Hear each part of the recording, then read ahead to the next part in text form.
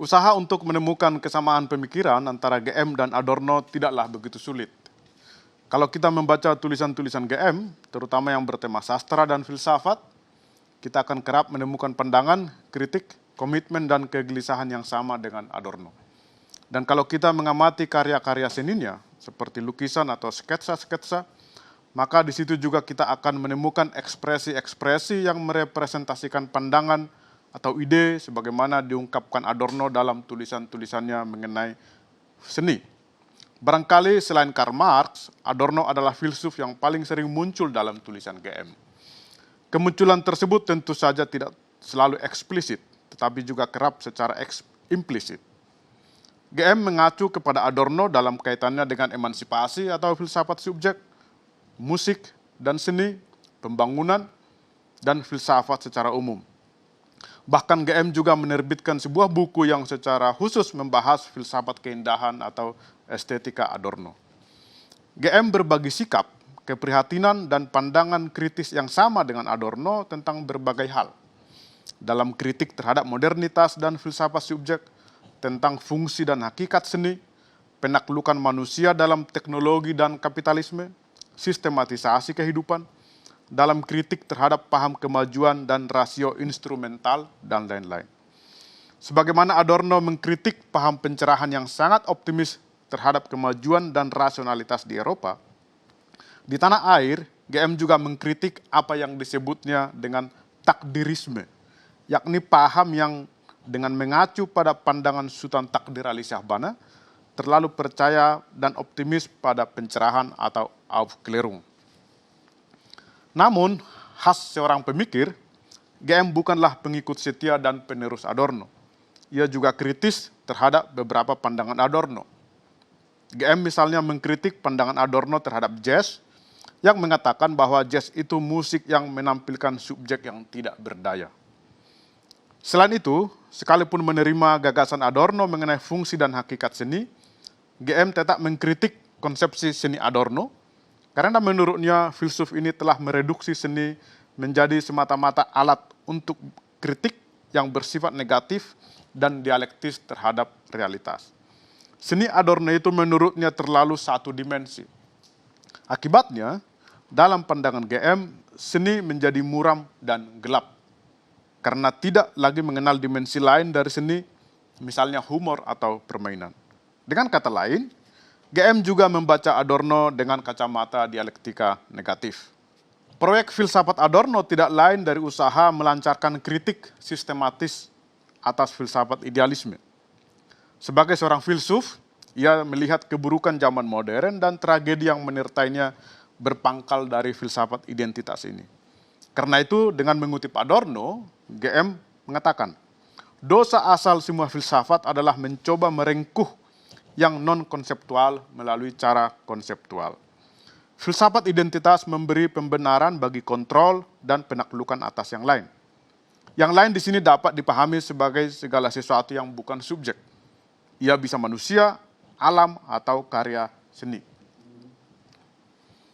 Kehendak untuk melakukan objektifikasi atau identifikasi melalui pemikiran konseptual inilah yang membuat mengapa filsafat yang sebelumnya pada zaman Yunani merupakan usaha untuk emansipasi dari mitos, justru pada zaman modern berbalik menjadi mitos yang menindas. Sebagaimana mitos telah menjadi pencerahan, demikian pula pencerahan dalam setiap langkahnya semakin terjerat secara mendalam dalam mitos. Demikian Adorno dan Horkheimer dalam karya kolaborasi mereka. Adorno yakin bahwa sebuah sistem tidak pernah dapat menampung keunikan setiap partikularitas. Bagi Adorno, demikian GM, selalu ada yang turah dari apa yang kita tangkap. Sebab realitas sebenarnya tidak bisa diringkas. Karena ia tak itu-itu juga, karena ia berubah dalam waktu. Was ist mehr als es ist.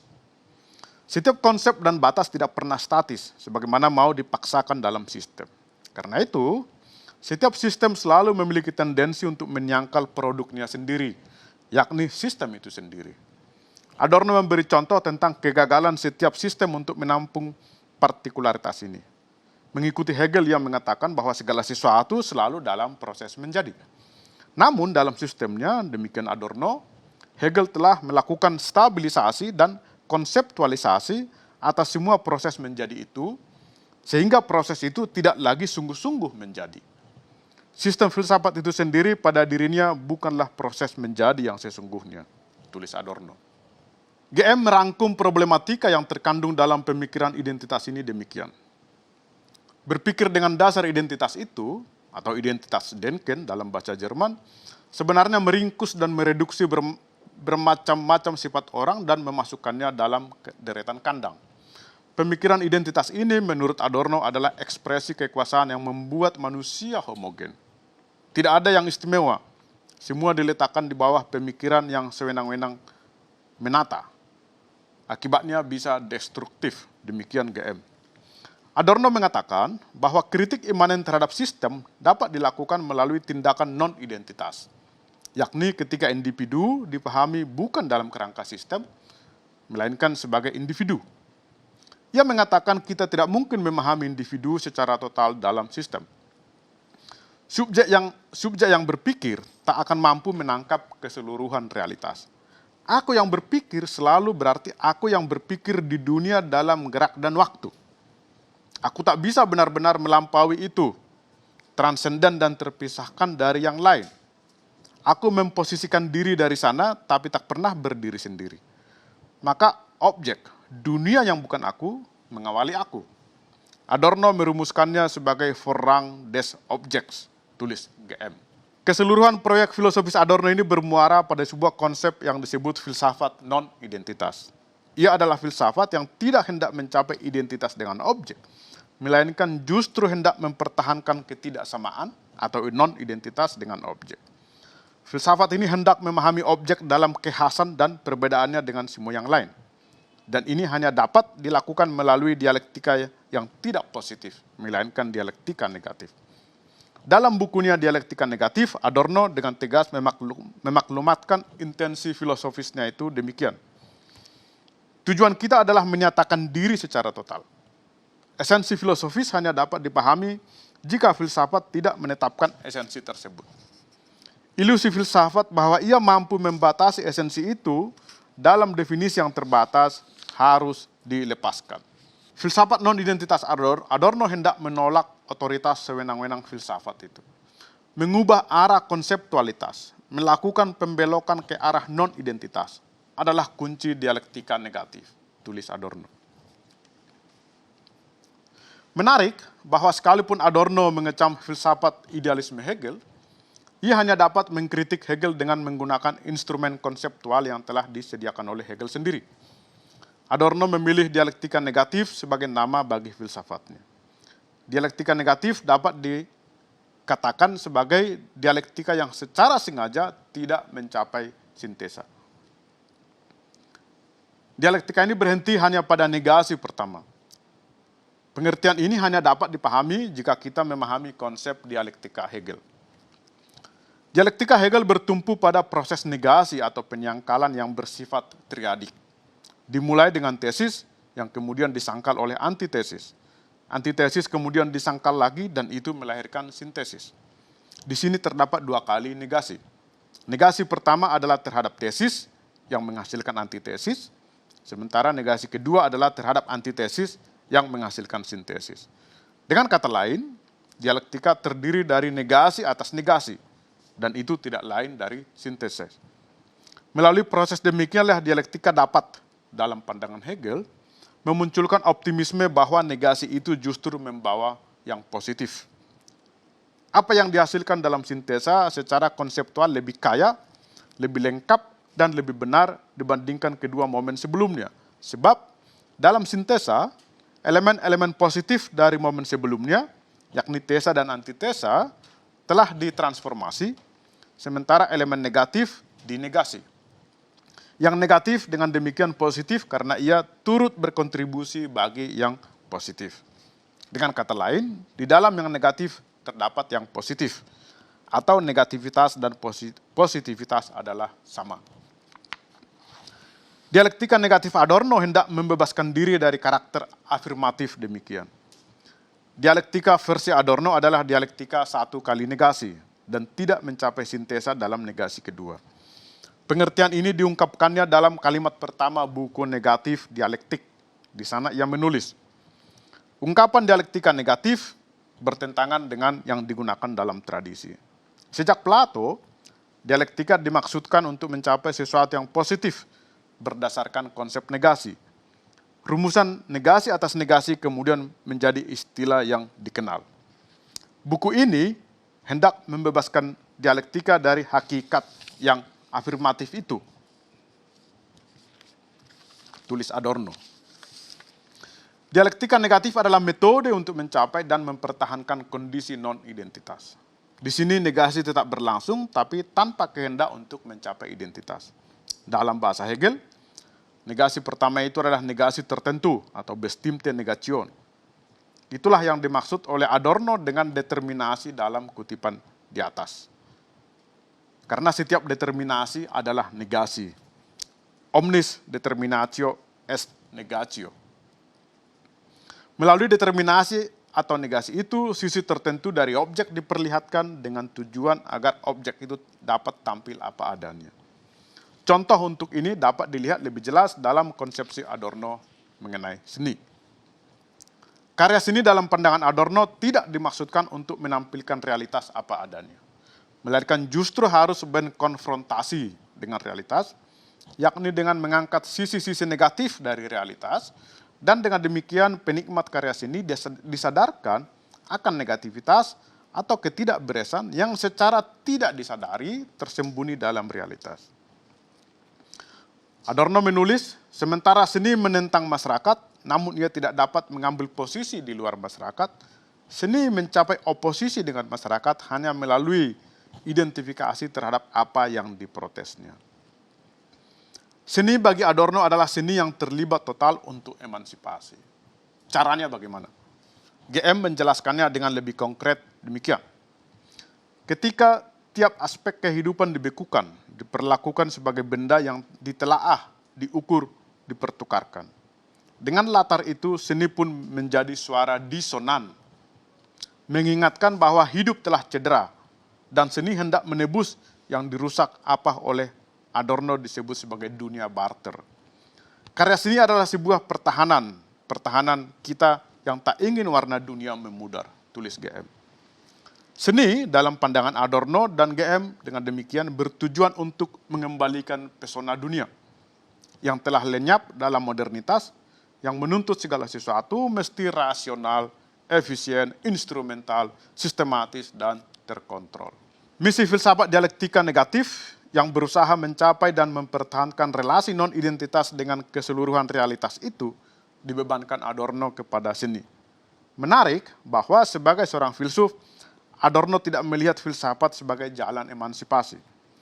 Pembebasan melalui jalur filsafat secara teoritis memang menjadi tidak mungkin, karena filsafat sendiri, sebagaimana tercermin dalam filsafat idealisme Hegel, justru telah menjadi sumber legitimasi bagi realitas yang tidak manusiawi. Identitas seni berusaha mencapai yang non-identik, yang di dalam realitas telah direpresi oleh paksaan untuk identitas, tulis Adorno. Maksudnya, karena realitas telah selalu menekankan dan memaksakan identitas, hanya senilah satu-satunya harapan untuk mencapai dan mempertahankan non-identitas tersebut. Tugas seni untuk misi non-identitas itulah yang membuat mengapa seni sedemikian sentral fungsinya pada Adorno.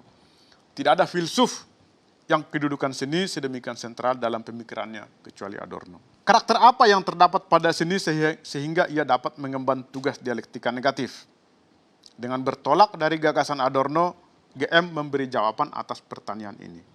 Seni, katanya, dapat menjadi jalan emansipasi berdasarkan apa yang disebut dengan mimetische Verhaltung atau perilaku mimetis. Ini adalah karakter seni yang tidak dimiliki oleh bidang-bidang lainnya. Dengan karakter mimetis ini, sang seniman atau seni dapat menjalin relasi yang akrab, familiar dengan objeknya, tanpa kehendak untuk mencapai identitas dengannya. Mimesis yang dalam hal ini bukan berarti peniruan, adalah sikap menjalin relasi sejiwa dan akrab dengan objek, atau sikap menjalin asimilasi antara diri dengan yang lain. Demikian GM. Melalui relasi mimetis demikianlah sang seniman mampu mengenali realitas dan kemudian mengkonstruksi ekspresi non-identitas dengan realitas dalam karya seni yang dihasilkannya. Tugas dan fungsi seni sebagai bentuk non-identitas terhadap segala sesuatu yang bukan seni itu membuat seni dalam konsepsi Adorno menjadi unik. Seni memiliki karakter yang penuh paradoks. Adorno mengatakan, seni adalah antitesis sosial atas masyarakat dan tidak diturunkan secara langsung dari masyarakat. Maksudnya, seni harus bersikap kritis terhadap masyarakat. Seni tidak boleh mengambil sikap dialektika afirmatif terhadap masyarakat. Ia harus mengambil posisi non-identitas atau dialektika negatif terhadap segala sesuatu. Dan justru melalui kritik atau negasi terhadap segala sesuatu yang bukan seni itulah seni dapat menyingkapkan sisi negatif dari realitas dan sekaligus menegaskan fungsi emansipatorisnya. Dengan demikian, seni tidak boleh menampilkan masyarakat apa adanya. Karya seni bukanlah representasi realitas sosial. Karya seni berhubungan dengan dunia berdasarkan prinsip bahwa ia membedakan dirinya dari dunia, tulis Adorno. Dan justru melalui pembedaan dan sikap kritisnya terhadap realitas itulah seni meneguhkan dirinya sebagai seni. Dengan menyerang apa yang merupakan fondasinya dalam keseluruhan tradisinya, maka seni secara kualitatif ditransformasi, dia menjadi berbeda secara kualitatif. Karena itu, Adorno mengatakan, karya seni menjadi karya seni hanya melalui negasi atas asal-usulnya, yakni masyarakat. Dengan ini kita memahami mengapa Adorno menolak realisme seni.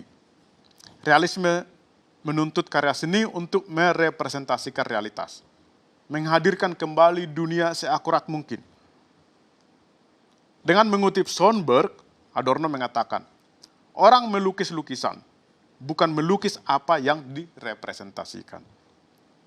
Paham ini, yakni realisme, menurut GM sebenarnya berakar dari positivisme, yakni sebuah paham yang didasarkan atas prinsip sains yang menganggap bahwa realitas satu-satunya adalah realitas empiris yang dapat diobservasi. Sementara apa yang dapat diobservasi bukanlah hal yang sungguh-sungguh ada di sana secara objektif. Realitas empiris objektif itu adalah juga hasil konstruksi subjek. Dan konstruksi itu menghasilkan objek-objek yang stabil, seperti benda-benda di laboratorium. Karena itu, kata GM, bagi Adorno realisme sosialis adalah palsu. Absensi sikap kritis atau posisi non-identitas inilah yang membuat mengapa Adorno membenci seni pop dan musik jazz. Seni pop itu menurutnya justru tidak menegasi, melainkan mengafirmasi dan merayakan realitas yang sebenarnya palsu. Dalam tulisannya Introduction to the Sociology of Music, Adorno mencibir musik pop demikian. Konsep musik pop itu suram dan jelas dengan sendirinya. Kita semua tahu apa yang akan terjadi ketika kita tanpa mikir memutar radio. Dan pengetahuan ini tampaknya membuat kita untuk tidak perlu lagi merefleksikan apa yang terjadi. Sementara jazz dalam pandangan Adorno adalah musik yang telah menyerah terhadap realitas dan tidak lagi menyuarakan protes. Jazz telah menjadi komoditi, menjadi musik populer yang tunduk kepada kehendak pasar. Penilaian negatif Adorno terhadap jazz ini telah menimbulkan kecaman luas dari para komentator, termasuk GM sendiri. Ahli sejarah musik jazz, Eric Hobsbawm, bahkan dengan tajam mengatakan bahwa tulisan Adorno itu adalah tulisan paling goblok yang pernah ditulis tentang jazz. GM juga turut mengecam Adorno dalam hal ini. GM menolak pandangan Adorno yang mengatakan bahwa jazz tidak mengandung improvisasi karena ia selalu kembali dan terikat kepada beat dasar. GM juga menolak penilaian Adorno bahwa musik jazz itu menampilkan subjek yang tidak berdaya. Dalam pandangan GM, musik jazz juga menyuarakan kritik, emansipasi, dan pemberontakan manusia yang tertindas. Jazz menurutnya bukan musik doktriner dan totaliter. Dengan mengikuti Hegel dan sekaligus mengkritik Kant, Adorno mengatakan bahwa seni juga mengandung kebenaran. Kebenaran dalam karya seni adalah ketika ia menyingkapkan segi-segi realitas yang represif dan tidak manusiawi. Dalam arti itulah Adorno mengatakan bahwa seni harus mengartikulasikan kebenaran historis. Namun kebenaran dalam seni bukanlah kebenaran proposisional, sebagaimana kebenaran dalam filsafat. Bila seni menyatakan maksudnya dengan gamblang, atau bila ia dapat dinikmati seperti makanan siap saji, maka dalam pandangan Adorno dan GM, maka ia telah berhenti menjadi seni. Dengan kata lain, seni menurut Adorno harus enigmatik. Dalam bukunya Aesthetische Theorie, ia sangat menekankan dan berbicara panjang lebar mengenai karakter enigmatik seni ini. Seni menyatakan maksudnya dengan cara tidak menyatakannya. Dengan karakter yang enigmatik ini, maka kebenaran dalam seni menjadi tidak terbatas. Kebenaran dalam seni selalu bisa ditafsirkan dengan cara yang tidak ada habisnya. Dan karakter enigmatik inilah yang mempertemukan seni dan filsafat. Adorno mengatakan bahwa seni membutuhkan filsafat untuk mengungkapkan maksudnya, yakni melalui tafsir yang diberikan filsafat atas karya seni. Karena itu, tanpa filsafat, maka kebenaran seni akan tersembunyi.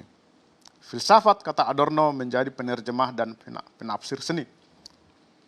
Filsafat membuat seni berbicara. Tugas estetika bukanlah untuk memahami karya seni sebagai objek hermeneutik.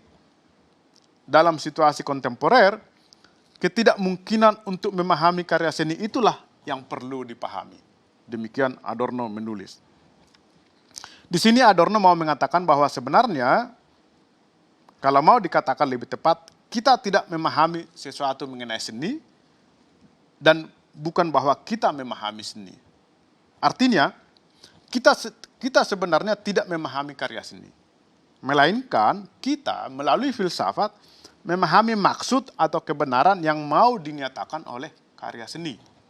Sejalan dengan penolakannya terhadap ideologi kapitalisme yang menuntut segalanya harus efisien dan ringkas, Adorno menolak karya seni yang serba jelas dan siap saji, yang dapat dinikmati dengan gampang. Oleh karena itulah ia memuji musik atonal Schoenberg, dan sebaliknya mengkritik musik tonal Stravinsky. Menurutnya, dalam musik dan opera Stravinsky, subjektivitas nyaris tenggelam karena ia tidak memihak subjek, melainkan memihak objek, alam atau kolektivitas, tulis GM. Beda dengan Schoenberg, musik Schoenberg menuntut pendengar untuk bekerja keras menyusun sendiri komposisi bagi dirinya sendiri kalau mau menikmati musik tersebut. Schoenberg tidak menyukai harmoni dalam musiknya. Ini tentu cara Adorno untuk mengkritik modernitas yang konformis sekaligus menuntut aktivitas subjek yang untuk emansipasi. Kebenaran musik tampak lebih dijamin melalui penolakannya terhadap setiap makna dalam masyarakat yang terorganisasi di mana musik tidak ingin ambil bagian. Musik harus berfungsi sebagai negasi definitif terhadap realitas. Demikianlah secara ringkas konsepsi Adorno mengenai filsafat dan seni. Seorang komentator menamai konsepsi ini dengan Adornoisme. Adornoisme ini memaksudkan bahwa karya seni harus bertanggung jawab secara etis dan politis untuk menyatakan penolakan historis atas komodifikasi, reifikasi, dan alienasi seni dalam kehidupan modern. Adornoisme menegaskan kemampuan seni untuk menjalankan kebebasannya sebagai agen emansipasi yang bersifat otonom. Adornoisme menolak seni yang dengan mudah dapat dinikmati, yang dijadikan komoditi, yang menyatakan maksudnya dengan jelas. Semua karya seni, kata Adorno, dan seni pada umumnya itu adalah enigma. Dan enigma karya seni itu adalah keretakan mereka. Ini membuat tidaklah mudah memahami karya seni dalam perspektif Adorno. Dan dia sendiri memang mengakui bahwa, kata dia, kita tidak mungkin menjelaskan karya seni kepada mereka yang tidak memiliki cita rasa seni. Karena mereka tidak akan mampu membawa pengertian intelektual akan karya seni itu ke pengalaman hidup mereka. Saya sendiri melihat bahwa karya-karya seni yang dihasilkan GM juga umumnya memiliki ciri enigma ini. Kalau kita memperhatikan lukisan-lukisan atau sketsa-sketsa GM, kita tidak dapat langsung memahami maksud yang mau disampaikan melalui karya-karya itu. Kita harus terlebih dahulu berhenti dan diam di hadapan karya itu, untuk kemudian, kalau kita berhasil, memperoleh sedikit insight yang terkandung dalam karya tersebut. Di sini GM seakan-akan mengukuhkan apa yang dikatakan Adorno mengenai enigma dan refleksi filosofis. Enigma itu mengacu ke isi kebenaran, dan itu hanya dapat dicapai melalui refleksi filosofis. Namun bukan hanya dalam karya-karya seninya GM menampilkan enigma demikian. Dalam tulisan-tulisan lainnya, ia juga kerap menyajikan enigma kepada pembaca. Ini misalnya dapat dengan mudah dilihat dalam catatan pinggirnya. Esai-esai catatan pinggir sering ditutup secara terbuka. Tidak ada kesimpulan yang ditawarkan kepada pembaca. Di sini pengalaman membaca tulisan-tulisan GM barangkali dapat dibandingkan dengan pengalaman menikmati musik Schoenberg. Sebagaimana penikmat musik Schoenberg harus membentuk komposisi untuk dirinya sendiri agar musik itu bermakna baginya, demikian pula pembaca tulisan GM atau penikmat karya-karya seni GM harus menarik kesimpulan untuk dirinya sendiri agar karya itu mengatakan sesuatu baginya. Dalam memahami karya-karya seni GM, pentinglah kiranya mempraktikkan moto sederhana dari Schoenberg yang mengatakan, jika kau tidak mencari, engkau tidak akan menemukan. Dengan kesamaan pandangan filosofis mengenai berbagai hal, sebagaimana diungkapkan di atas, juga kesamaan konsepsi mengenai seni, dan dengan melihat karya-karya seni yang dihasilkan oleh GM, maka kita punya cukup alasan untuk mengatakan bahwa GM adalah seorang penganut Adornoisme. Bahwa GM menganut Adornoisme tidak selalu berarti bahwa paham tersebut dianutnya setelah ia membaca karya-karya Adorno. Karena bisa saja GM, sosok yang sejak muda sudah akrab dengan seni dan filsafat, sudah dari sononya menganut pandangan yang kebetulan sama dengan ajaran Adorno. Artinya, bisa saja GM sudah seorang Adornoian sebelum membaca Adorno. Sehingga dalam hal ini mungkin dapat dikatakan bahwa pertemuan dengan Adorno itu memberi GM pendasaran filosofis teoritis bagi paham yang sebelumnya telah dianutnya. Namun sebagaimana di atas telah diperlihatkan, Adornoisme GM bukanlah Adornoisme afirmatif, melainkan Adornoisme negatif. GM bukan penerus dan pengikut Adorno begitu saja. Khas seorang pemikir, GM juga membaca Adorno dengan kritis. Ia mengkritik pandangan Adorno mengenai jazz, sebagaimana telah disinggung di atas. Pandangan filsuf ini mengenai seni juga dikritiknya. GM melakukan negasi tertentu, bestimmte Negation, kepada konsep seni Adorno. Di satu sisi ia menerima pandangan Adorno mengenai seni, dan bahkan mempraktikkan itu dalam karya-karya seninya. Namun di sisi lain, ia juga mengkritik Adorno karena menurutnya filsuf ini telah mereduksi seni menjadi semata-mata instrumen emansipasi dan kritik. Karena reduksi itu, konsep seni Adorno menjadi muram, dalam, dan gelap. Ia memberi beban yang terlalu berat bagi seni. Adorno tidak mampu lagi melihat dimensi lain dari seni.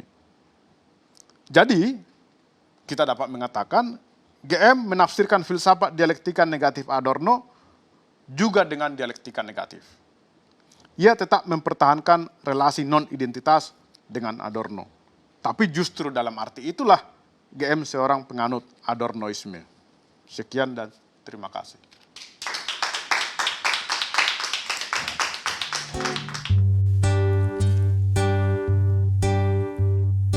Pada keramik tanpa nama itu, kulihat kembali wajahmu. Mataku belum tolong ternyata untuk sesuatu yang tak ada.